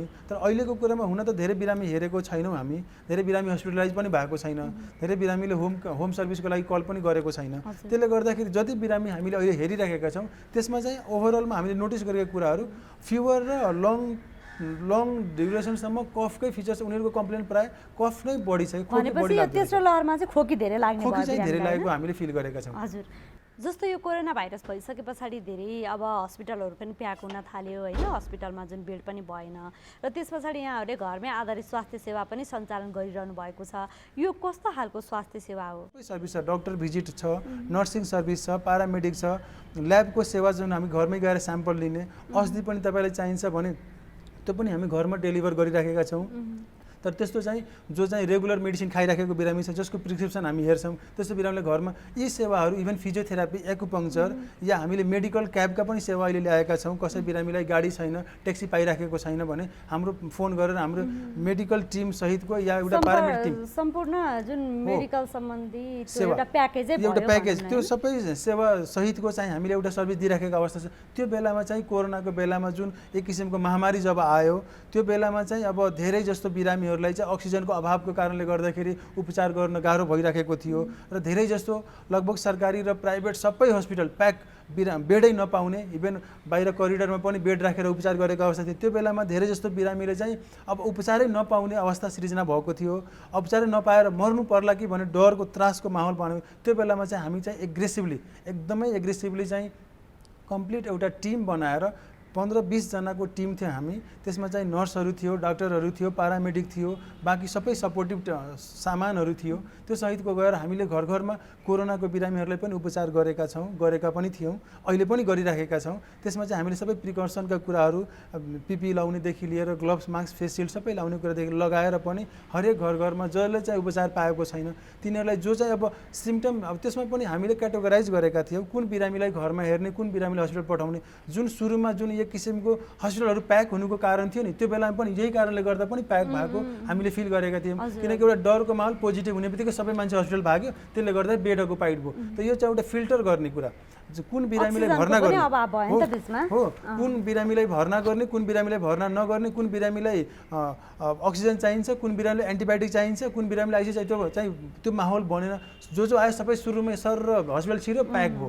तर त्यो बेलामा चाहिँ हामीले यदि अब हुन त त्यो भइसकेको कुरा, तर सुरुमा चाहिँ हामीले क्याटेगोराइज गरेर as per the symptom, as per the severity, mild moderate र सिभियरको जुन क्याटेगोरी छ त्यो अनुसारले हामीले एउटा आइडेन्टिफाई गरेर जुन चाहिँ माइल्ड र मोडरेट सिम्पटम्सका बिरामीहरू छ उनीहरूलाई चाहिँ हामीले घरमा सेवा दिएका छौँ। र जो सिभियर छ उनीहरूलाई चाहिँ अब अक्सिजन लगाएर पनि घरमा मेडिसिनहरू गरेर पनि उपचार गर्ने सम्भावना देखिएन। जुन कसैलाई पनि अब 5 लिटरभन्दा बढी 7 10 लिटरसम्म अक्सिजन चाहिने, त्यो बिरामीले त घरमा उपचार गर्न सम्भव छैन। त्यस्तो बिरामीले चाहिँ हामीले हस्पिटल पनि पठाएका छौँ। तर जो चाहिँ म्यानेजेबल छ, जो चाहिँ घरमा राख्नु, त्यस्तो बिरामीले चाहिँ हामीले घरमा सेवा दिएर लगभग मोर देन 500 जनाभन्दा बढी बिरामीले हामीले उपचार गरेर उहाँलाई निको पारेका पनि हाम्रो रेकर्ड छ। हजुर, अब यो कुरा यहाँहरूको कुरा सुनिराख्दा जस्तो हाम्रो दर्शकहरूलाई पनि होइन घरमा आधारित स्वास्थ्य सेवा भनिएको छ, एउटा नेपाली नागरिकले यो सेवा म लिन्छु भन्नको लागि चाहिँ कति सहज छ अनि शुल्क कस्तो छ? अब यस्तो छ, हामीले चाहिँ अब त्यसलाई क्याटेगोराइज गरेका छौँ।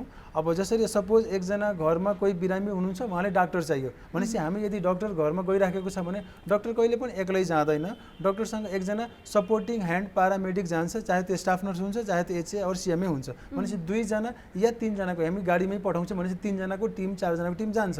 भनेपछि एकचोटि घरमा गइसकेको कुनै पनि बिरामीलाई जाँच्दाखेरि सिस्टरले भाइटस लिन्छ, अरूले रेकर्ड किपिङ गर्छ, डाक्टरले पेसेन्ट एक्जामिन गर्छ।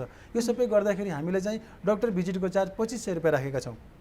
आजको डेटमा अहिले पनि प्र्याक्टिसमा चाहिँ हामीले डाक्टर भिजिट चार्ज 2500 रुपियाँ राखेका छौँ। भनेको यो कति दिनको हो? एकपल्ट गरे हेरेको अब एकचोटि घरमा गइसकेपछि डाक्टर भिजिट गरिसकेपछि त्यसपछि अब उहाँलाई चाहिने आवश्यक कुरा, अब उहाँलाई चाहिने ल्याबको सेवा हुनसक्छ, रगत जाँच्नु पर्ने हुनसक्छ या अरू केही गर्नुपर्ने हुन्छ, त्यो डिपेन्ड गर्छ। त्यो पेसेन्ट हेरेर आइडेन्टिफाई हुने कुरा हो, सुरुमै भन्न चाहिँ मिल्दैन। तर त्यो बिरामीले एकचोटि हामीले डाक्टर बोलाइसकेपछि उहाँले जे सर्भिस लिनुपर्ने हुन्छ त्यो सबै कुराको लागि हामी 1 हप्ताको चाहिँ फलोअप चाहिँ गर्छौँ। अब फलोअप पनि हामी कसरी गर्छौँ भने डाक्टर एकचोटि घरमा गयो, त्यसपछि सबै पेसेन्ट हेऱ्यो, अब उहाँको जे गर्नुपर्ने छ हामी अनलाइनबाट फलोअप गर्छौँ। हामीले भिडियो कल गरेर भाइबरबाट, व्हाट्सएपबाट, फेसबुक मेसेन्जरबाट हामी कुरा गरेर डाक्टरसँग कनेक्टेड हुन मिल्छ, या तपाईँले फोन गरेर डाक्टरसँग सोध्न मिल्छ। र उहाँको जे रिपोर्टहरू छ त्यो सबै रिपोर्टहरू हामीले फोन कन्भर्सेसनबाट, मेसेजबाट या चाहिन्छ भने 1 पटक 2 पटक 3 पटकसम्म पनि हामी नर्सलाई घरमा पठाएर त्यो उहाँको सेवालाई कम्प्लिट गराएर हामी 7 दिनमा काम गर्छौँ। त्यसरी चाहिँ 1 पटक डाक्टर बोलाइसकेपछि 7 दिनसम्म त्यो बिरामी हामीसँग कन्ट्याक्टमा बस्न सक्छ र उहाँले हाम्रो सेवा लिन सक्नुहुन्छ। यसरी हेर्ने हो भने मलाई चाहिँ लाग्दैन त्यति सायद खर्चिलो होला जस्तो लाग्दैन। अब अरू कुरा ल्याबको सेवा छ भने जुन आफैले गएर जुन पैसा हामीले बिल तिरेर तिर्छौँ त्यही पैसाले हाम्रोबाट स्याम्पल कलेक्सन फ्री नै हुन्छ, त्यसको कुनै पनि चार्ज लाग्दैन। औषधि किन्नु पर्यो भने जति पैसा हामीले फार्मेसीमा तिर्छौँ त्यति पैसा हाम्रो डेलिभरी फ्री नै छ। अरू खासै खर्चिलो भन्ने कुरा मलाई लाग्दैन। हाम्रो एक सन्तान छ, अर्को तुरुन्तै जन्माउने इच्छा छैन, त्यसैले परिवार योजनाको लामो अवधिका केही अस्थायी साधनहरूको बारेमा सल्लाह लिउँ भनेर आएको। तपाईहरु जस्तो लामो अवधिको गर्भान्तर गर्न चाहनेहरूको लागि इम्प्लान्ट वा आयुसिडी नै ठिक हुन्छ। अनि यो इम्प्लान्ट आयुसिडी कहाँ कसरी प्रयोग गरिन्छ, कति समय काम गर्छ होला? इम्प्लान्ट चाहिँ महिलाहरूको पाखुराको छाला मुनि राख्ने र यो 1 पटक राखेपछि 5 वर्षसम्म गर्भ रहँदैन। अनि आयुसिडी नि? आयुसिडी चाहिँ महिलाहरूको पाठेघरमा राखिन्छ र यो 1 पटक राखेपछि 12 वर्षसम्म गर्भ रहँदैन। बीचमै सन्तानको रहर भयो भने? यदि तपाईहरुलाई बीचैमा सन्तानको रहर भएमा यी दुवै साधनहरूलाई झिक्न पनि सकिन्छ। अनि यी दुवै अस्थायी साधनहरू कतिको सुरक्षित छन् त? सुरक्षित र प्रभावकारी छन्। तपाईहरुले केही डर मान्नु पर्दैन। पहिला तपाईहरु सल्लाह गर्नुहोस्, त्यसपछि सेवाको लागि त हामी जहिले आउनुहुन्छ तयार छौँ।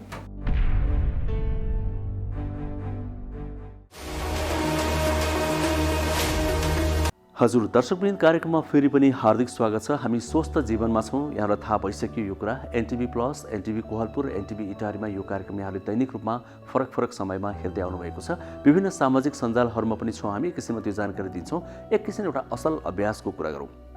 जब कोरोना भाइरसको महामारी आयो तब विभिन्न स्थानीय तहहरूले स्वास्थ्यको क्षेत्रमा निकै फड्को मारे, निकै संवेदनशील भएर काम गर्न थाले। त्यसो त यदि त्यसभन्दा अगाडि पनि गरिरहेका थिए त्यो आवश्यकता पनि थियो, तर कोरोना भाइरसको महामारीपछि आवश्यकता अझै धेरै महसुस भयो। त्यसै क्रममा हामीले एउटा नगरपालिकाले कस्तो काम गरेको छ भनेर एउटा उदाहरण पेश गर्ने यहाँ निधो गऱ्यौँ। खोटाङ जिल्लाको हलेसी तुवाचुङ नगरपालिका, जुन हलेसी मन्दिर भएको क्षेत्रमा पर्छ, त त्यो नगरपालिकाले कोरोना भाइरसको नियन्त्रणमा के कसरी प्रयास गरिरहेको छ अनि स्वास्थ्यको क्षेत्रमा समग्रमा के कसरी प्रयास गरिरहेको छ र आगामी योजना के छन्, हामीले राम्रो काम भएको पायौँ त्यो नगरपालिकामा। त्यसैले त्यहाँका प्रमुखसँग हामीले संवाद गरेका छौँ, अर्थात् उहाँको मुखारबिन्दबाटै हामीले जानकारी लिएका छौँ। त्यही नै अब प्रस्तुत गर्दैछौँ खोटाङको हलेसी तुवाचुङ नगरपालिकाको यो असल अभ्यास हाम्रो अर्को सेगमेन्टमा।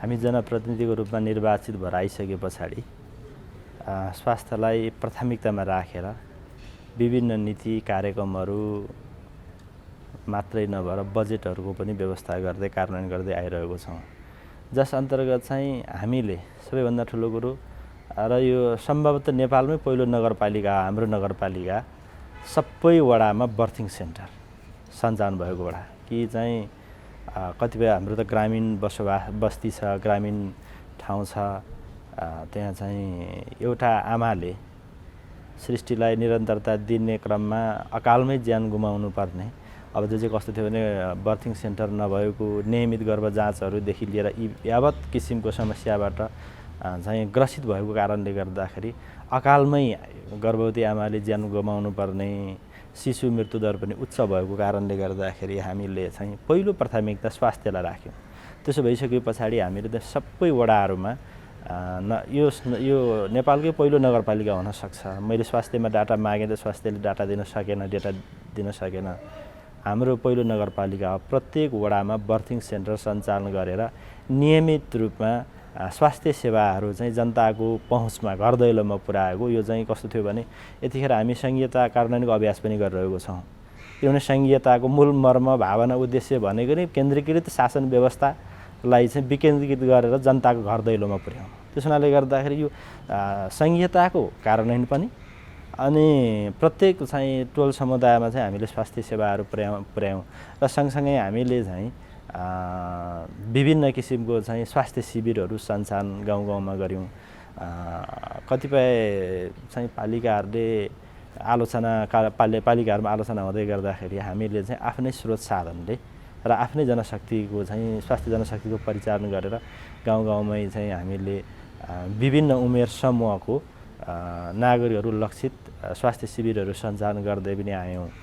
र त्यति मात्रै नभएर यो स्वास्थ्य क्षेत्रमा काम गर्ने जो चाहिँ लामो समयदेखि काम गरिरहनु भएको छ उहाँहरूलाई चाहिँ उचित सेवा सुविधा र सम्मान दिन सकिरहेको छैन महिला स्वयंसेविकाहरूलाई, उहाँहरूलाई पनि हामी आइसके पछाडि मासिक 1000 का दरले चाहिँ खाजा भत्ता, प्रोत्साहन स्वरूप खाजा भत्ता समेत व्यवस्थापन गरेर स्वास्थ्यमा काम गर्ने चाहिँ स्वास्थ्यकर्मी चिकित्सकहरूको चाहिँ उच्च मनोबल बढाइदिने हिसाबले पनि हामीले त्यस्ता विभिन्न कार्यक्रमहरू लिएर आएका छौँ। र हामीले विभिन्न स्वास्थ्य संस्थाहरूको चाहिँ भौतिक पूर्वाधार निर्माणदेखि लिएर जनशक्तिहरूको व्यवस्थापन, त्यो सँगसँगै चाहिँ स्वास्थ्य सेवालाई कसरी प्रभावकारी बनाउन सकिन्छ लगायतका कामहरूलाई चाहिँ छलफल गरेर हामीले त्यो कार्यान्वयन गरिरहेको छौँ। र यसो हुँदाखेरि चाहिँ हाम्रो अहिले करिब 90% भन्दा बढी संस्थागत सुत्केरी छ। नियमित रूपमा हामीले चाहिँ शिविरहरू सञ्चालन गरेको कारणले गर्दाखेरि अहिले त्यस्तो ठुलो गम्भीर प्रकृतिको रोगहरू पहिचान भयो भने नगरपालिकाले चाहिँ आवश्यक सहयोग र सहजीकरण गरेर उहाँहरूलाई औषधि उपचारको लागि अन्य ठाउँमा लानुपर्ने अवस्था भयो भने पनि हामीले त्यसरी गरिरहेको छौँ। र स्वास्थ्यको क्षेत्रमा यो भयो भने समग्रमा कोभिडको कारण पछिल्लो समयमा कोभिड चाहिँ द्रुत गतिमा महामारीको रूपमा फैलिसकिसके पछाडि हाम्रो नगरपालिका पनि कोभिडभन्दा अछुतो रहेन र कोभिडलाई रोकथाम नियन्त्रण गर्नको लागि नगरपालिकाले चाहिँ नगरपालिकामा क्रियाशील सम्पूर्ण राजनीतिक दल सङ्घ संस्थालाई राखेर एउटा नगरस्तरीय चाहिँ कोभिड रोकथाम तथा नियन्त्रण समन्वय समिति निर्माण गरेर चाहिँ गत वर्षको कोभिडमा चाहिँ हामीले प्रत्येक वडाहरूमा क्वारेन्टाइनहरू निर्माण गऱ्यौँ, आइसोलेसनहरू चाहिँ नगरपालिकामा आइसोलेसन चाहिँ निर्माण गऱ्यौँ। त्यति मात्रै नभएर चाहिँ कोभिडको बेलामा विभिन्न हाम्रो नगरपालिकाको स्रोत साधन र जनशक्तिलाई अधिकतम परिचालन गर्दै विभिन्न स्वास्थ्य संस्थाहरूमा चाहिँ औषधि उपकरण चाहिँ पुर्याउने व्यवस्थापन गर्ने कामहरू गर्दै आयौँ र त्यति मात्रै नभएर कोभिडको कारणले गर्दाखेरि अलपत्र परेको नागरिकहरू जो चाहिँ रोजगारीको सिलसिलामा अध्ययनको सिलसिलामा औषधि उपचारको सिलसिलामा नगरपालिकाभन्दा बाहिर हुनुहुन्थ्यो उहाँहरूलाई चाहिँ अलपत्र परेको नागरिकहरूलाई नगरपालिकाले चाहिँ विशेष सुरक्षा मापदण्ड अपनाएर हामीले भित्रायौँ कतिपय नागरिकहरू चाहिँ इन्डियामा गएर अलपत्र भएर चाहिँ सिमानामा चाहिँ अलपत्र परेको नागरिकहरूको पनि नगरपालिकाले आवश्यक सुरक्षा सामग्री र आवश्यक सुरक्षा मापदण्डको चाहिँ पालना गर्दै हामीले सवारी साधन पठाएर लिएर आयौँ भने गत वर्षको कोभिडको कारणले गर्दाखेरि चाहिँ अलपत्र परेको करिब यहाँनिर करिब हाम्रो नगरपालिकाको काठमाडौँमा मात्रै रहेको चाहिँ 1700 जनाभन्दा धेरै नागरिकहरूलाई हामीले नगरपालिकाले नै सवारी साधन पठाएर उनीहरूलाई चाहिँ सुरक्षित ढङ्गले चाहिँ नगरपालिका भित्राउने उहाँहरूलाई घरमा आफ्नो घरमा परिवारमा सहज ढङ्गले रहने बस्ने वातावरण हामीले निर्माण गर्थ्यौँ र त्यति मात्रै नभएर कोभिडको कारणले गर्दाखेरि दैनिक ज्याला मजदुरी गरी खाने वर्गहरूलाई जुन किसिमको चाहिँ लकडाउनको कारणले मारमा परेको समस्यामा परेको नागरिकहरूलाई चाहिँ नगरपालिकाले विभिन्न चाहिँ माध्यमबाट नगरपालिकाको आफ्नो स्रोतबाट र विभिन्न सङ्घ संस्था र व्यक्तिहरूसँग समन्वय र सहजीकरण गरेर हामीले खाद्यान्न राहतहरू पनि वितरण गर्दै आइरहेको छौँ गत वर्षको कुरा र यस वर्ष पनि लकडाउन दोस्रो भेरिएन्टको रूपमा कोभिड फैलिसकिसकेपछि लकडाउन सुरु भयो लकडाउन सुरु भइसके पछाडि हामीले पनि गत वर्षको केही अनुभवहरू पनि थियो ती अनुभवलाई आधार मानेर यो वर्ष अलिक परिष्कृत ढङ्गले हामीले काम गऱ्यौँ जस्तो हामीले चाहिँ 36 बेडको चाहिँ हलेसीमै हाम्रो चाहिँ हलेसी धार्मिक तथा पर्यटक हिसाबले महत्त्वपूर्ण नगरपालिका हो त्यसो हुनाले गर्दाखेरि यो चाहिँ हलेसीलाई हामीले सिल गरिसकेपछि यहाँ चाहिँ विभिन्न किसिमका चाहिँ ठाउँबाट धार्मिक तथा पर्यटक हिसाबले महत्त्वपूर्ण ठाउँ भएको हुनाले गर्दाखेरि चाहिँ यहाँ चाहिँ बाक्लो आवत जावत हुने र सङ्क्रमणको पनि उच्च जोखिम भएको कारणले गर्दाखेरि हामीले चाहिँ केही समयको लागि हलेसीलाई बन्द गऱ्यौँ र हलेसीमै चाहिँ पर्यटन व्यवसायमा आबद्ध रहेको साथीहरूसँग छलफल गरेर आवश्यक परेको खण्डमा भोलि चाहिँ यो महामारीको रूपमा यो रोग फैलिँदै गयो भने यसको रोकथाम तथा नियन्त्रण गर्नको लागि होटल व्यवसायहरूको तर्फबाट पनि सक्दो सहयोग गर्ने उहाँहरूको चाहिँ वचन उहाँहरूको आश्वासन पाइसके पछाडि हामीले चाहिँ हलेसीमै रहेको रोयल होटललाई चाहिँ हामीले चाहिँ यो पटक आइसोलेसन केन्द्रको रूपमा चाहिँ 32 बेडको आइसोलेसन बनायौँ र 32 बेडको आइसोलेसन सेन्टर बनाएर चाहिँ त्यहाँ नगरपालिकामा भएका हाम्रो चाहिँ स्वास्थ्य जनशक्तिहरूलाई पनि त्यही परिचालन गऱ्यौँ आवश्यक औषधि उपकरणहरूदेखि लिएर चाहिँ अक्सिजनको समेत हामीले व्यवस्थापन गऱ्यौँ सबै ठाउँहरूमा अक्सिजनको अभाव हुँदै गर्दाखेरि यो सबल र राम्रो पक्ष भन्नुपर्छ हाम्रो नगरपालिकाको हामीले कुनै पनि दिन नगरपालिकाको कारण चाहिँ आइसोलेसन सेन्टरमा अक्सिजनको अभाव हुन दिएन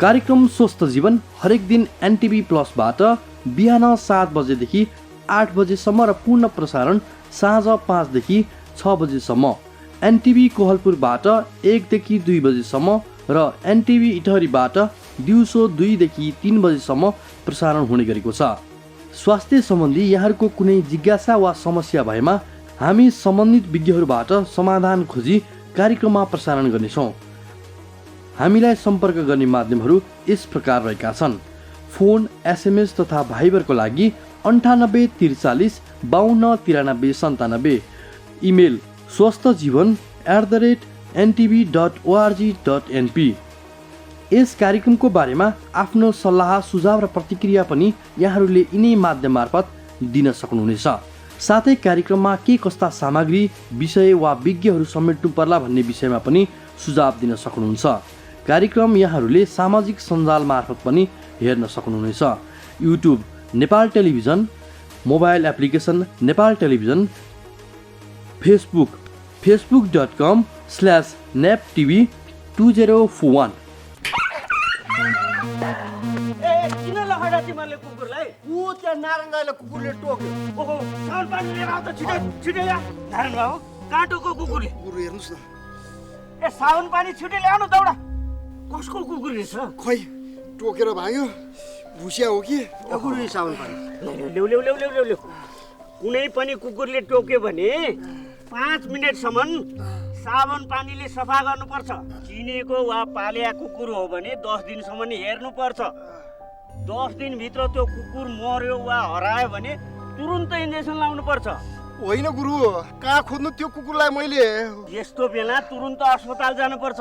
हिँडे जाउँ, उठाउ। ठिक गर्नुभयो। अझ औला, गाला, टाउको, घाँटीमा टोकेको भए त झन् बढी खतरा हुन्थ्यो। अब आत्तिनु पर्दैन, नछुटाइकन भ्याक्सिन लिनुस्, केही हुन्न। रेबिज लाग्यो भने कस्तो लक्षण देखिन्छ डाक्टर साहब? रेबिज लागेपछि पानीदेखि डराउने, थुकिरहने, कराउने हुन्छ। हेर्नुहोस्, रेबिज लागेपछि उपचार हुँदैन।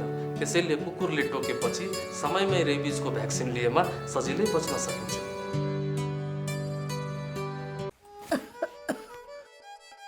काकी कता हिँड्नु भएको? रुगा खोकी लागेर सन्चो नभएको धेरै भयो। औषधि लिन हिँडेँ कि म त।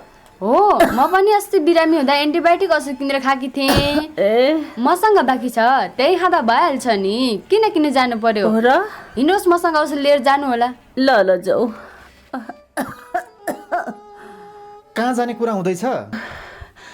बहिनीकोमा एन्टिबायोटिक रहेछ, त्यही लिन जरा लाकी। कहाँ त्यसरी एन्टिबायोटिक खानुहुन्छ त? स्वास्थ्य कर्मीको सिफारिस बिना मैले छोरीलाई एन्टिबायोटिक औषधि खुवाउँदा रोग बल्झेर छोरीले कति धेरै दुःख पाए। तुरुन्त स्वास्थ्य कर्मी कहाँ गएर जचाएर मात्र औषधि खानुहोस्। तपाईँ यहाँ आएर धेरै राम्रो गर्नुभयो। एन्टिबायोटिक औषधिको दुरुपयोगले बारम्बार रोग बल्झिएर निको हुन गाह्रो हुन्छ र हामी सबैलाई जोखिममा पारेको छ। त्यसैले सधैँ स्वास्थ्य कर्मीको सिफारिसमा मात्र एन्टिबायोटिक औषधि पुरा मात्रामा र पुरा अवधि सेवन गर्ने गरौँ। स्वास्थ्य सम्बन्धी महत्त्वपूर्ण नम्बरहरू। स्वास्थ्य सम्बन्धी कुनै पनि जानकारी र सहयोगका लागि स्वास्थ्य तथा जनसङ्ख्या मन्त्रालयका हटलाइन नम्बरहरू 1115 र 1133 वा मोबाइल नम्बर 985112 55839। एम्बुलेन्स सेवाको लागि 102 र 112। वैदेशिक रोजगारीको क्रममा स्वास्थ्यमा समस्या भएमा, अन्य सहयोग वा जानकारी आवश्यक परेमा श्रम, रोजगार तथा सामाजिक सुरक्षा मन्त्रालयको हटलाइन नम्बर 1141। शान्ति, सुरक्षा र अन्य सहयोगका लागि नेपाल प्रहरीको नम्बर 100। सशस्त्र प्रहरी बलको नम्बर 1114। रगत आवश्यक परेमा ब्लड बैंकको नम्बर 01 42 25 344।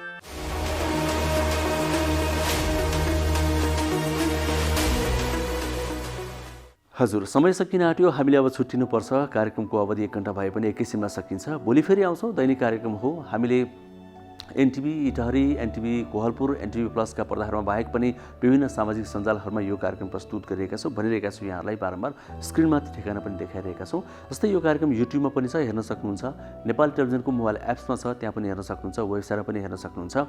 अनि नेपाल टेलिभिजनको फेसबुक पेज जुन छ, आधिकारिक फेसबुक पेज जसको नाम नै नेपाल टेलिभिजन रहेको छ, त्यहाँ पनि हेर्न सक्नुहुन्छ र सेयर पनि गर्न सक्नुहुन्छ। अनि अर्को कुरा, कार्यक्रम कस्तो लाग्दैछ सल्लाह, प्रतिक्रिया, सुझाव पनि पठाउँदै गर्नुहोला। ती हाम्रा मार्गदर्शक हुन्, तिनलाई आधार मान्दै हामी कार्यक्रम निर्माण गर्नेछौँ। अनि स्वास्थ्य सम्बन्धी कुनै जिज्ञासा छ, प्रश्न छ भने पनि पठाउनुहोस्। हामी तिनलाई पनि सम्बोधन गर्दै विज्ञसँग छलफल गरेर यहाँ समाधानको उपाय प्रस्तुत गर्छौँ। त्यसका लागि टेलिफोन गर्दा पनि हुन्छ, इमेल गर्दा पनि हुन्छ, एसएमएस गर्दा पनि भयो, भाइबर गर्दा पनि भयो, जे गर्न पनि सक्नुहुन्छ। हामीले सम्पूर्ण माध्यम खुल्ला गरेका छौँ र स्क्रिनमा ती नम्बरहरू, ठेगानाहरू देखाइरहेका छौँ। आजलाई छुट्टिन्छौँ। स्वास्थ्यमा हेलचेक्राइ नगरौँ। हामी फेरि पनि आग्रह गर्छौँ, खोप आउँछ, अझै आउँदैछ, आएका व्यक्तिले लगाइ पनि रहनु भएको छ, तर पनि कोरोनाबाट हामीले हेलचेक्राइ गरिहाल्ने अवस्था छैन। अझै पनि सतर्कता अपनाउनु जरुरी छ। यो कुरा आग्रह गर्छौँ। फेरि पनि यहाँलाई हामी जुन कुरा हामीले कार्यक्रममा सधैँभरि आग्रह गर्ने गरेका छौँ र यस सँगसँगै बिदा पनि माग्छौँ। भोलि भेटौँला आजकै समयमा। हस्त, नमस्ते।